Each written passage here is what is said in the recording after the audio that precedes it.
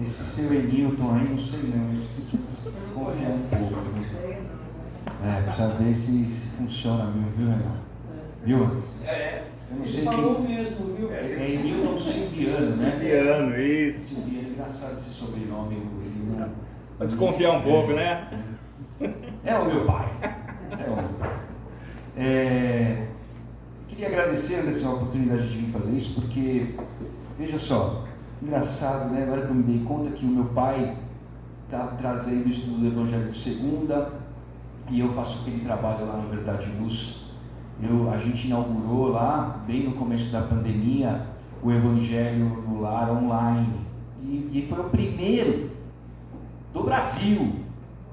Interessante, né? Foi o primeiro online do Brasil, assim, ao vivo, e a gente nunca parou, está de modo intermitente até hoje. Tem algumas pessoas aqui que acompanham, estão sempre lá, ajudando. E é interessante porque a obra do Evangelho ela é a argamassa que une. Porque vejam, se a gente for pegar a obra de Kardec e começar a estudar apartada do Evangelho segundo o Espiritismo, a gente vai faltar na compreensão, vai faltar na nossa concepção de fé, de entendimento da fé raciocinada, alguma coisa. Porque não adianta a gente aprender as coisas que o Espiritismo desnuda, as leis divinas, né? Tudo aquilo que o Evangelho traz sobre Deus, sobre a vida espiritual, né? Sobre todos os porquês, né, da vida, porque de fato a obra kardeciana ela veio trazer essas respostas: quem somos, de onde viemos, para onde vamos, o que estamos fazendo aqui, quem sou eu, quem é Deus, né? E aí todo esse entendimento espiritual, ele precisa de algum modo ser trazido para dentro de nós, para dentro do coração. Então o que é o Evangelho, senão esse meio de fazer com que essa doutrina maravilhosa, rica em informação, que faz com que os horizontes do nosso entendimento se ampliem largamente, possam de fato fazer diferença na nossa vida. E aí ele traz, claro, na codificação, o Cristo como aquele que Deus oferece a todos nós como guia e modelo. Então Kardec, ele traz o Evangelho segundo o Espiritismo, compilando de certa forma o Evangelho do Cristo, porque veja, a gente fica se perguntando, para entender, para entrar nesse universo de Jesus, a gente precisa ler os Evangelhos. Mas os Evangelhos, eles exprimem claramente tudo aquilo que foi o Cristo? Eles não exprimem, não conseguem colocar para nós tudo aquilo que Jesus trouxe quando esteve conosco. É uma pequena parte, porque o Evangelho, ele não é o que está escrito, o Evangelho é o próprio Cristo. Cristo é o Evangelho, ele, o seu comportamento, o seu sentimento, o seu desejo, a sua capacidade de comunhão indescritível com Deus. Nessa obra grandiosa, ela tem uma grande didática. Então o Evangelho, eu vou ler ao final para vocês os capítulos, todos, só os títulos, bem rapidinho, para vocês já começarem a saborear o entendimento maior dessa obra. Porque ela vai capítulo por capítulo desenhando dentro de nós o entendimento para que a gente crie robustez na fé, força espiritual, espiritualidade, religiosidade. Coube para mim fazer o primeiro. E o primeiro, ele tem um grande intuito, esse primeiro capítulo, que é mostrar para nós que há, segundo a inteligência suprema, divina, uma forma de conduzir a humanidade. Há um planejamento espiritual grandioso que foge, que escapa à nossa capacidade de entender como funcionam as coisas. Então eu queria pegar como exemplo uma ideia que está no livro Brasil Coração do Mundo, Pátria do Evangelho. Lá a gente consegue ver, está escrito claramente que Jesus planejava a pátria do cruzeiro 400 anos antes dos europeus chegarem aqui. Então, quer dizer, na espiritualidade maior, segundo as inteligências maiores, um planejamento grandioso de progresso, para que se siga essa lei divina do progresso. Tudo progride, tudo vai para frente. A gente pode estacionar, a gente pode parar, dar um tempo, mas aí Deus, no fluxo e refluxo da vida, dando umas cutucadinhas, tirando a gente da inércia, porque ninguém tira férias do progresso, vai conduzindo a gente para frente.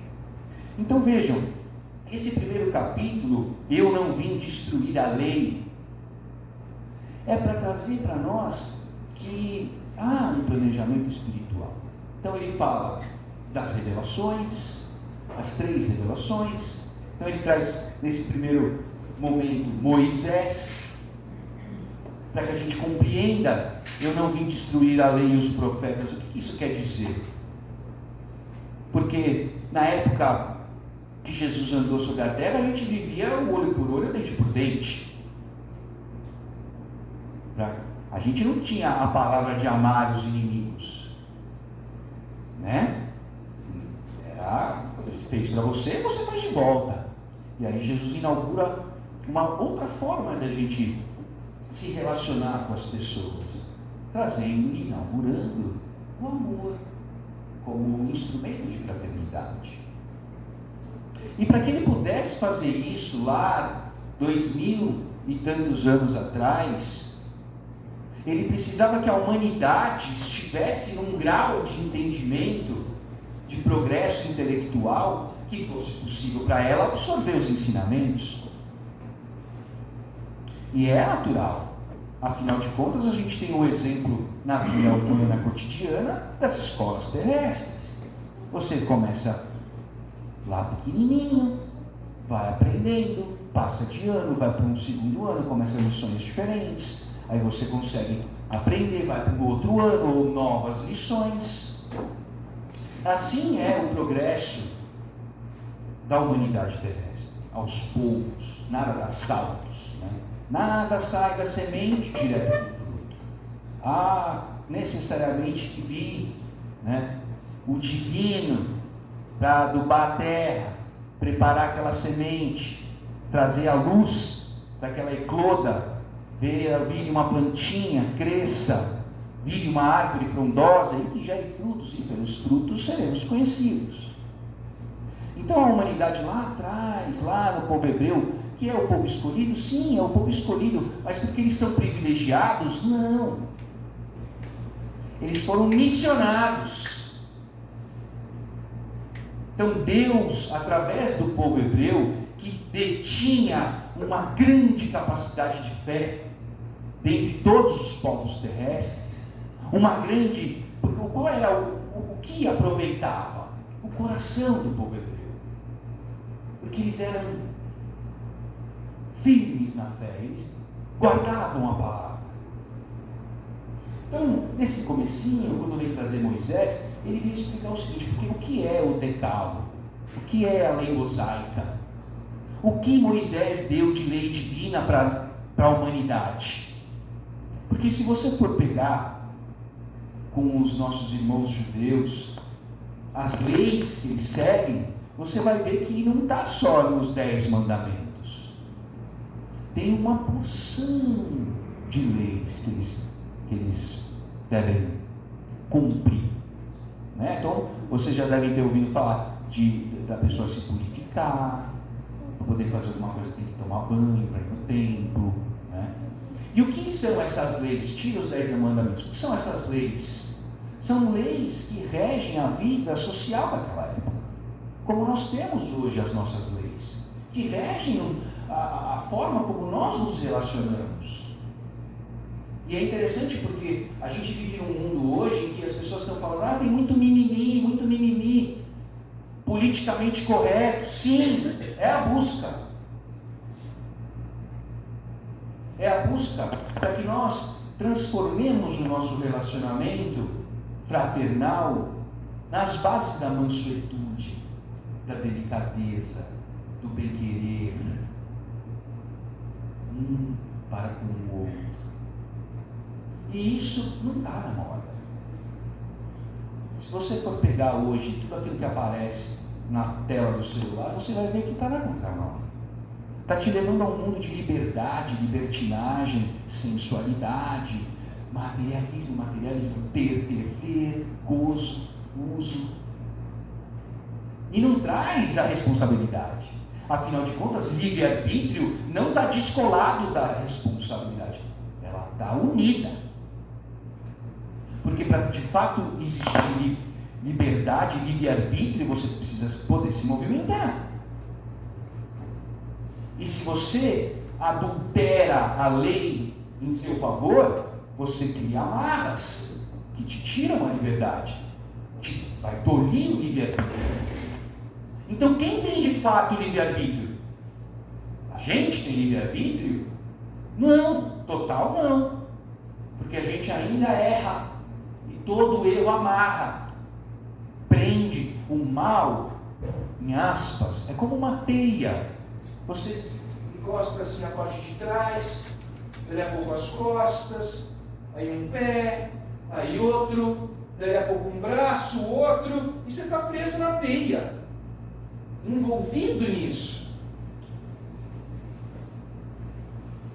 Então, para nós, o primeiro entendimento aqui é que Deus, planejando as coisas, trouxe primeiro Moisés, para que nós, povo do mundo, pudéssemos ter a primeira compreensão de um Deus único. Porque ao longo das eras éramos politeístas, acreditávamos em vários deuses. E por quê? Porque o movimento emocional do ser humano ainda está muito ligado à sua satisfação pessoal. Então lá atrás criavam-se deuses conforme a demanda individual do povo ou coletiva. Então assim, nós somos um povo de guerra, então eles cultuavam o Deus da guerra. E aí o coração daquele povo é um coração guerreiro ainda, ou da sensualidade, a deusa da sensualidade, eu não sei o nome, da beleza, do poder. Então esses deuses todos, eles expressavam essas paixões humanas, terrestres, ligadas ao individualismo, ao egoísmo, ao orgulho, à cólera, ao domínio. E aí vem o povo hebreu, através de Moisés, e inaugura a fé num Deus único. Então os 10 mandamentos. Vou ler rapidinho. Eu sou o Senhor seu Deus, vosso Deus, que vos tirei do Egito, da casa de servidão. Não tereis outros deuses estrangeiros diante de mim. Não fareis imagem talhada, nem nenhuma figura de tudo que está no alto, no céu e embaixo da terra, nem tudo que está nas águas sobre a terra. Não os adorareis, nem lhes rendereis culto soberano. 2. Não tomeis em vão o nome do Senhor. Eu não vou entrar naquilo que fala profundamente cada uma dessas coisas, tá? Lembrai-vos de santificar o dia de sábado. O que é isso? A gente não pode trabalhar no sábado? Não, pode. Porque não há hora para fazer a caridade. Não há hora para exercer o bem. O que ele está falando aqui é que nós também podemos descansar. Que nós podemos também colocar um pouco as barbas de molho. Enquanto nós nos empenhemos nos outros dias. Porque ele não está falando aqui da vida terrestre, ele está falando da vida espiritual. Do seu espírito. Então, de domingo a sexta, Deus espera que os nossos corações trabalhem em cada ato, gesto e ação nossa, segundo o amor que Jesus nos ensinou. Amando, respeitando, auxiliando, consolando, instruindo.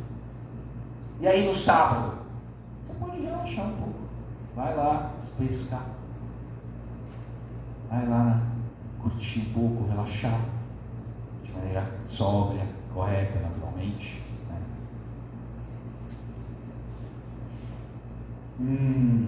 Honrai o vosso pai e vossa mãe, a fim de viverdes longo tempo na terra, que o Senhor vosso Deus vos dará. Não matareis, não cometereis adultério, e aqui o adultério não é do homem e da mulher, é o adultério da lei divina, não adultério a lei de amor, justiça e caridade. É isso que fala aqui. Não furtareis, não prestareis falso testemunho contra o vosso próximo, não desejareis a mulher do vosso próximo, homem e mulher. Não desejareis a casa do vosso próximo, nem seu servidor. Então, se vocês pegarem os 10 mandamentos, ele está trabalhando um ponto de cada paixão humana. O que é a paixão humana? É um sentimento, um desejo que sai através do nosso comportamento, das nossas ações, dos nossos gestos, em que buscamos coisas que são exclusivamente para nós e que muitas vezes não é em nosso benefício e nem em benefício do próximo, porque ele está enraizado no egoísmo, no orgulho, na vaidade, na cólera. Então os 10 mandamentos, ele é o norte das paixões, sabe? Se você pegar cada uma delas, você vai ver que está enraizado lá, que ainda está no nosso comportamento. Porque, veja só, não furtareis. Furtar não é só pegar e pôr no bolso e levar embora. Precisa ampliar o entendimento disso. Como que é isso na vida normal? Abri uma palestra só sobre isso.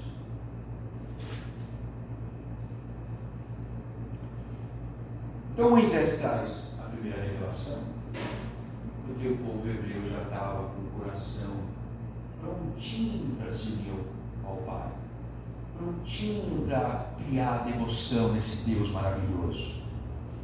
E assim, só que como eles tinham muitas dificuldades sociais, de relacionamento, claro, naquela época nós éramos muito mais imperfeitos do que somos hoje.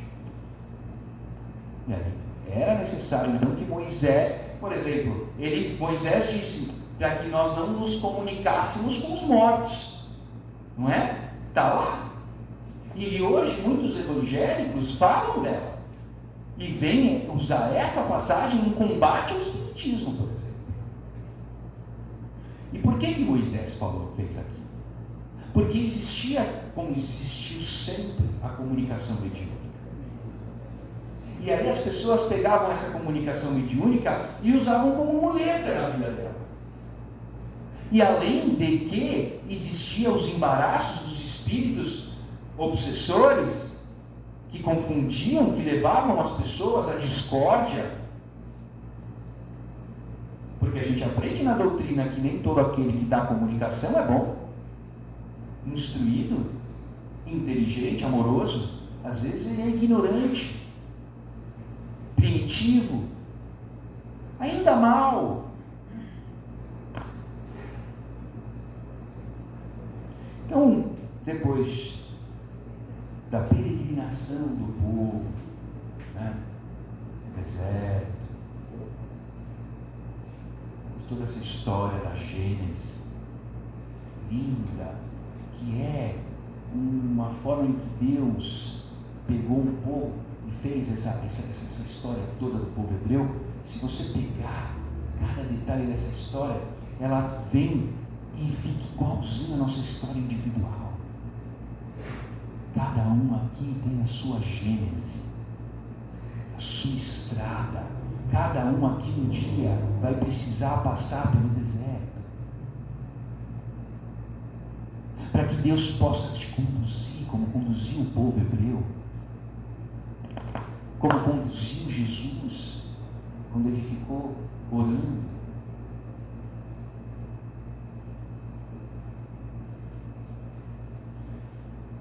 Aí Jesus encarna, né? E inaugura então uma palavra de instrução religiosa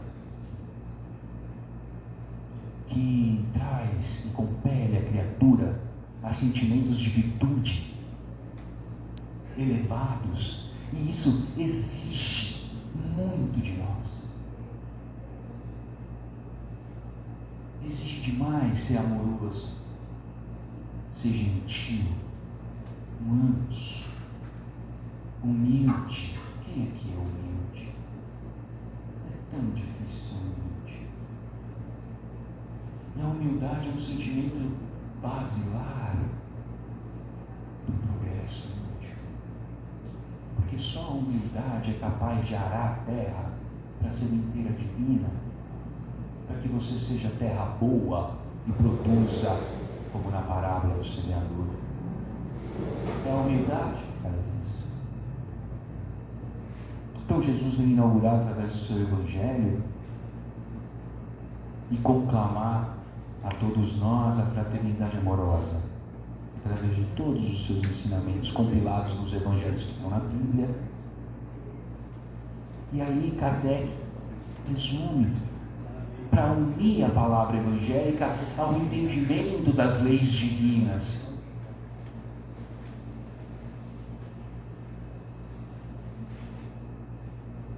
Eu não vim destruir a lei, mas cumpri-la, desenvolvê-la. Por que ele falou isso? Porque Deus não faz nada abruptamente. Nada. Então, o planejamento terrestre de progresso da humanidade, de progresso do planeta, quando a gente saiu de primitivo, entrou em provas e expiações, e agora, na transição, estamos indo para o mundo de regeneração. Há um planejamento milenário, enorme. E é isso que Jesus fala aqui. Eu vim aqui para cumprir, para mostrar que Deus, ao longo das eras, através dos profetas, através de todos aqueles que deram a oportunidade de falar, porque nem todos, de fato, entram em comunhão espiritual para dar a palavra divina, mas muitos o fizeram, para que a humanidade tivesse as instruções ao longo das eras, para ir para frente. E aí, então, nesse planejamento, veio Jesus, não para apagar, mas para mostrar o cumprimento, a força, o tamanho de Deus, o tamanho grandioso dessa inteligência, uma inteligência suprema. Deus não manifesta a propósito a ele. Tudo se encaixa.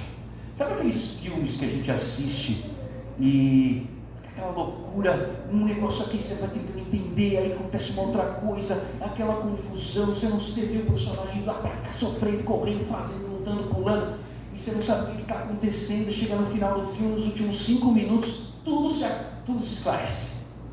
Você entende tudo. Tipo, o outro fulano, que o Bertrand se uniu, pegou ele, e o filme se resolve e tem um final feliz.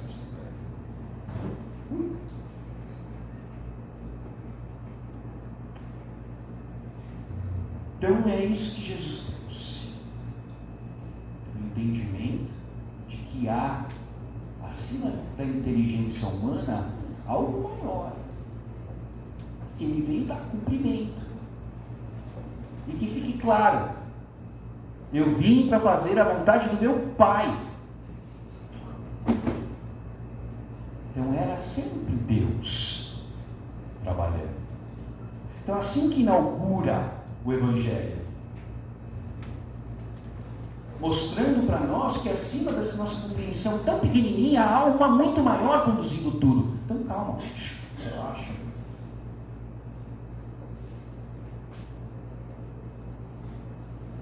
Tem um livro do Haroldo Dutra Dias que o título, eu não lembro o título, mas ele coloca que Jesus está no leme. Vocês sabem o que é o leme de um barco? É o que conduz.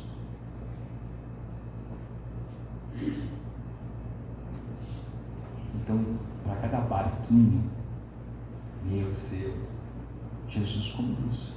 Ele que está no leme.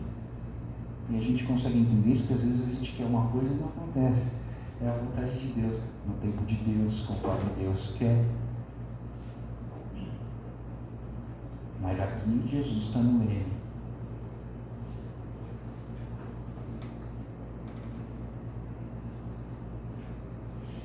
Aí ele vem falar do Espiritismo como terceira revelação.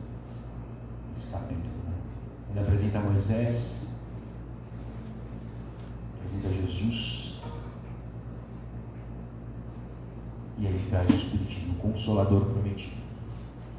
Aquele que Jesus nos prometeu: vos enviarei alguém que vos lembrará tudo aquilo que eu disse e vos dará ainda mais compreensão.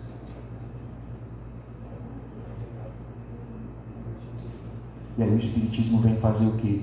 Tirar os véus e mostrar para nós que o mundo espiritual é natural, tanto quanto o mundo físico. A gente olha e vê a natureza. O médium olha e vê a natureza espiritual. Que é o mundo espiritual. Ele é tão natural quanto o mundo físico. E que nós progredimos em dois mundos. E que nós não estamos circunscritos a apenas uma experiência terrena. Vem nos dar o entendimento do espírito imortal. Que nós possuímos uma única vida. E dentro dessa única vida, diversas existências. E aí a gente começa a se enxergar cada vez mais espiritualmente. Aí a gente aprende que nós somos um espírito, e não um corpo que tem um espírito, mas um espírito que tem um corpo agora, emprestado. E todas essas coisas, todos esses detalhezinhos vão calcionando a nossa fé, construindo pilares de entendimento, fazendo com que fique robusta a nossa relação com o Pai, mais próxima. Aí ele fala da aliança da ciência e da religião, que é aquilo que eu acabei de dizer. Não se preocupe com a ciência. Porque quando ela vem trazer os avanços da tecnologia, os experimentos do mundo físico que trazem avanço, eles estão trabalhando elementos que existem e que o Espiritismo não nega. Se a ciência nega o Espiritismo, ou o Espiritismo nega a ciência, algum dos dois está errado. Porque o Espiritismo mostra que eles se completam. Tudo aquilo que é natural do mundo físico é também espiritual. Não tem como você querer fazer uma coisa que não dá. Você só vai conseguir fazer aquilo que é possível. Tanto que nós chamamos os fenômenos de cura de Jesus de milagre, quando não é milagre. Porque milagre é um fenômeno que ocorre que não tem explicação. Quando nós temos explicação de como Jesus colou a orelha, multiplicou os pães e os peixes, andou sobre as águas, acalmou o tempo. Jesus, tudo ficou calmo. As águas baixaram. A gente não acha que é milagre, a gente acha que é um espírito puro que detém a sabedoria. e os mecanismos para operar as coisas físicas que saltam ainda dos nossos olhos, porque nós ainda somos muito materializados na condução do pensamento. Não estou falando materializado no desejo teu de ter as coisas. Eu estou falando de a gente falar que o céu é lá em cima e que o inferno é lá embaixo. E a gente só fala de cima e baixo, do lado do outro, dentro e fora, porque a gente tem corpo. Porque para o espírito não tem cima e baixo. Não tem um lado ou outro. Conforme você estuda a obra de André Luiz, por exemplo, você vai ver que tem espíritos que ele não tem olhos, nem ouvidos, é difícil explicar. Mas ele ouve e vê 360 graus, girar, né? Isso é espetacular. Grandioso. Então, a união da ciência e da religião. Que hora que você pediu para eu acabar? 10, né? Tem mais 10, 12 minutos. Mas eu me perdi na conclusão aqui, mas de fato hoje se discute muito ciência e religião. Cada vez mais a tecnologia está desnudando as coisas espirituais. Tanto que hoje você sabe que nós somos energia. Pensa que a matéria é um acúmulo de energia que se adensa. E isso a gente sabe há pouco tempo, pela ciência. A gente sabe que dentro do núcleo do átomo tem o fóton, e que ainda tem mais um elemento lá dentro, e eles fizeram um experimento com esse elemento, dividindo-o e separando-o por quilômetros. E aí, quando eles faziam alguma coisa em um, o outro reagia concomitante, ao mesmo tempo, sem delay. Sem delay. Então, quer dizer, a ciência cada vez mais. E aí o próprio Chico já falou, né, que no futuro teríamos aparelhos que permitiriam que nós conseguíssemos nos comunicar com a espiritualidade de maneira mais ampla, né? Chegaremos lá.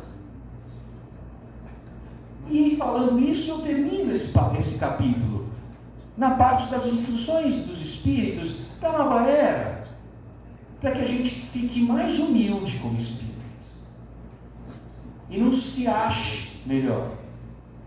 Não pense que o seu entendimento te faz maior que o do evangélico, do católico, da Umbanda, do povo hebreu.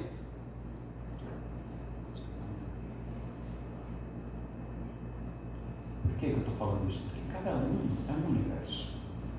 Nós nos reunimos por sintonia. A gente tem uma sintonia aqui, por isso que a gente está aqui. Lá na igreja X tem uma sintonia com aquele povo. É a egrégora deles, que lhes permite a condução de uma forma espiritual, que não é a mesma nossa, que não é a mesma do outro. Até os centros espíritas têm as suas diferenciações de egrégora, de força. E que fique claro, que é a nossa energia, não a da espiritualidade. Porque a da espiritualidade já é a mesma. É amorosa. É luz. É a luz de Jesus. Então essa nova era é que o Espiritismo vem conclamar a humanidade que nós devemos de fato abrir mão dos nossos preconceitos, buscar o entendimento, ampliar a forma como a gente enxerga as coisas e os porquês da vida. Mas vejam, eu não posso dar a você uma resposta de uma pergunta que você não faz. Que é Deus? Se você não faz essa pergunta, não adianta explicar. Não adianta. O que é reencarnação? Se você não faz essa pergunta, para que eu vou querer te convencer? Portanto, temos níveis de compreensão. E a humanidade é enorme. Os agrupamentos terrestres são incontáveis. E Deus, que ama a todos, proporciona com que a todos chegue a força, o amparo, a luz da providência divina. Mas eu garanto uma coisa para vocês, como alguém que é espírita, como muitos que estudam, que se dedicam à compreensão, em breve, a compreensão espírita será a compreensão de todos.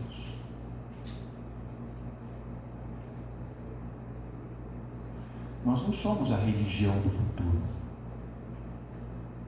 mas o futuro das religiões. A gente não vai falar, vai todo mundo virar espírita. Vamos todo mundo fundar centro espírita, acaba com as igrejas. Não, as igrejas se transformarão. Os centros religiosos ampliarão a sua visão. O Papa está fazendo isso. Sinceramente. Lembrando que o Papa, segundo Divaldo Franco, é um espírito nobre, que em missão encarnou na Terra, a pedido de Jesus. E ele é da falange do...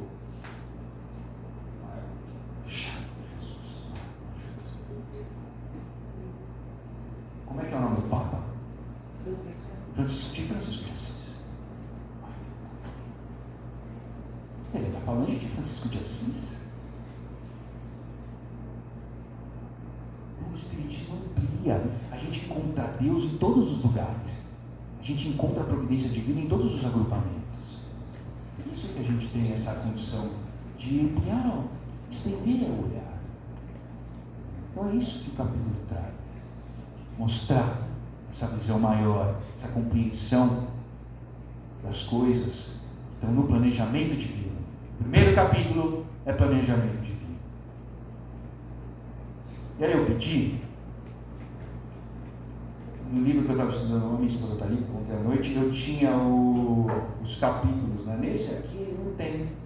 E graças a Deus, por bondade do Anderson, ele abriu um livro só para eu poder ler os títulos dos capítulos.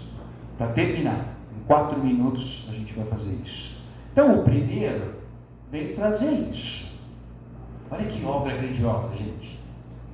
Olha que obra maravilhosa que é o Evangelho segundo o Espiritismo. Olha como ele é didático. Olha como Jesus aqui quis dar para nós compreensão passo por passo. E às vezes é um passinho assim, ó. Mais um passinho. Tem gente que dá um passo largo. Não é o meu caso. Seu pai que colocou para você fazer. Seu pai que foi para você fazer esse passo largo. Então o primeiro é não vir destruir a lei e os profetas. E aí ele precisa mostrar as coisas para nós, que une o ensinamento doutrinário das obras de Kardec ao Evangelho. Ele tem que ser argamassa, lembra? Unir o entendimento sobre os processos segundo as leis divinas à criatura. Quem é a criatura? Somos nós, complexas, difíceis, confusas sobre si mesmo, sobre os outros, sobre a vida. Nossa, quantos de nós muitas vezes se sente perdido, sem chão, que desencadeia síndromes de ansiedade, do pânico, é o desenraizamento. Então aí depois ele vem, meu reino não é deste mundo, para mostrar para nós que então existe um mundo espiritual. É a primeira coisa que faz o Evangelho.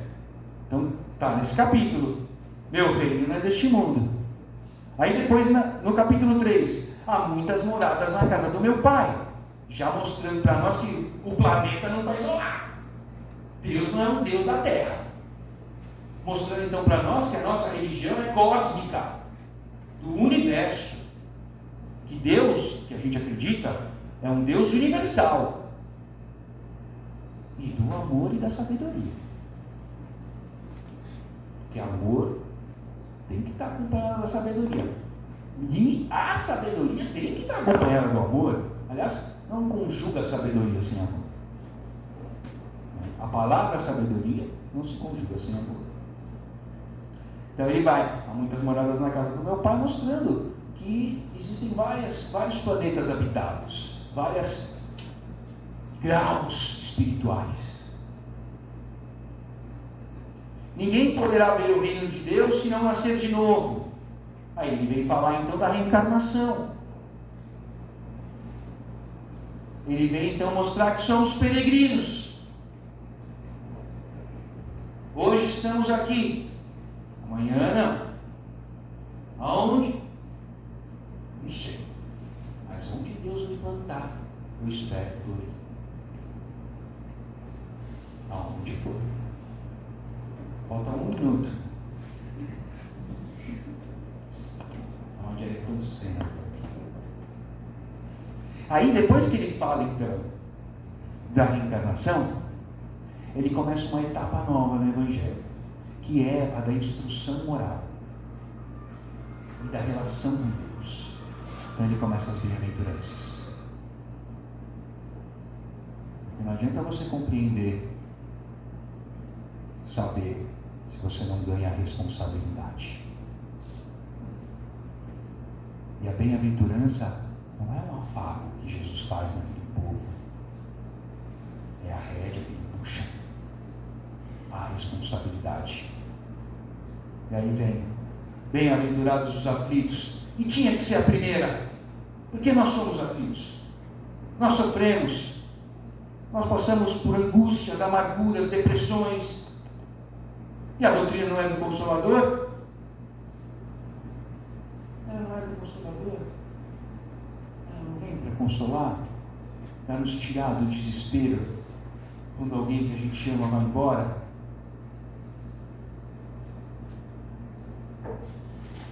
Depois, o Cristo Consolador, mostrando como Jesus consola os aflitos. Bem-aventurados os pobres de espírito, mostrando que a doença, a dor, é purificação, é elevação, não é castigo. Portanto, nos hospitais tem muito mais gente sendo curada do que fora deles. Mesmo os que desencarnam. No leito, na dificuldade, ressignificando sentimentos, abrindo mão das coisas e das pessoas para poder desencarnar. Afinal de contas, quem faz trabalho medíocre sabe, já passei 1 minuto, que a gente encontra os ignorantes e os sofredores que precisam dessa instrução. Aí vem os bem-aventurados que têm o puro coração, os brancos e pacíficos, depois os misericordiosos, depois no capítulo 11 já vai amar ao próximo como a si mesmo, trazendo então a ideia de responsabilidade direta. Amai os vossos inimigos. Não saibam que a vossa mão esquerda dá a vossa mão direita, conclamando-vos a uma caridade de coração e não de gestos aparentes. Honrai o vosso pai e vossa mãe, capítulo, não, pulei. Honrai o vosso pai e vossa mãe. Depois, fora da caridade não há salvação. Olha como está unido cada um. Depois, não se pode servir a Deus e a Mamon, conclamando-nos a reflexão, aonde a gente amarra o nosso burro para a gente ficar à sombra? No mundo ou em Deus? No uso e gozo terrestre ou nas coisas espirituais? Capítulo 17. Sede perfeitos.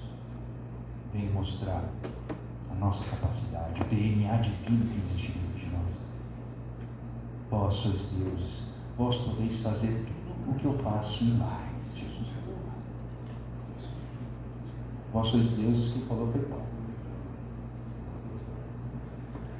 Depois de ser de perfeitos, muitos os chamados, poucos os escolhidos. E aí nesse capítulo aqui, vou terminando, está terminando aqui também, rapidinho. Ele vem falar da porta estreita. Nem todos os que dizem, Senhor, Senhor, entrarão no reino dos céus. Muitos são chamados, poucos os escolhidos, mostrando que o ingresso, o passaporte, não vem com aspectos exteriores. Prende o teu coração, o teu espírito. A fé transporta montanhas. Já está no finalzinho, então, dando a nós a ferramenta mais perfeita para a gente andar para frente, que é a fé. Nos conclamando a exercitar uma fé que não só acredita, mas que confia, que não está só na palavra, mas que vem para o sentimento. Porque confiar é diferente de acreditar. Uma vez eu falei isso aqui. Que acreditar é uma ideia. Eu quis dizer acreditar. Mas a fé não é uma ideia. A fé é um sentimento que une.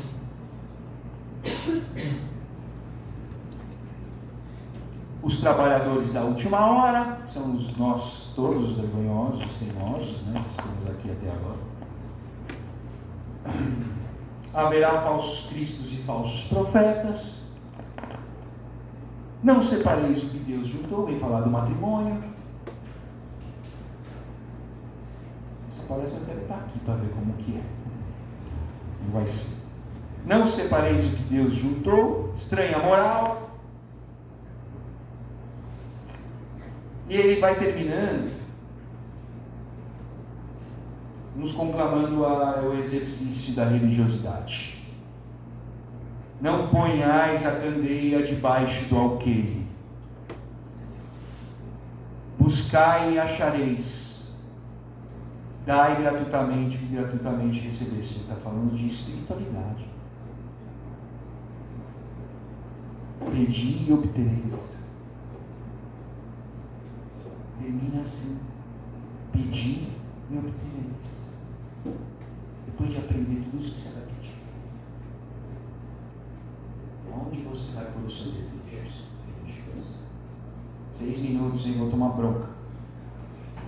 E aí ele fala isso na coletânea de preces. Sugiro que vocês deem uma lida na coletânea de preces. Aliás, fica a dica assim: quem estiver começando a fazer trabalho na casa, estudando, os professores normalmente, não sei se você faz isso, vai pedindo para cada vez um orar, fazer a prece inicial, enfim, né? E às vezes tem gente que fica com vergonha de fazer, né? E eu me lembro, anos atrás, aí, que eu ia fazendo parte dos grupos de estudo no começo, né? Eu tinha um pouco de vergonha de fazer oração e prece.